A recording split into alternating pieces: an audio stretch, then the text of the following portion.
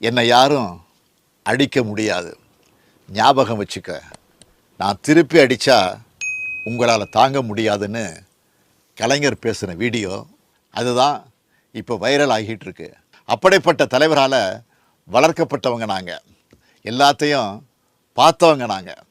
எங்களுக்குன்னு தனித்த அரசியல் கொள்கை கோட்பாடுகள் இருக்குது.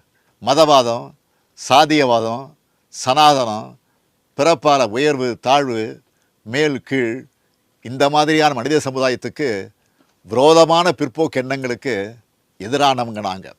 இந்த சக்திகளை அரசியல் களத்தில் எதிர்கொள்கிறது தான் எங்களோட வழக்கம். வாதங்களுக்கு வாதங்கள் வைக்க தயாராக இருக்கிறோம்.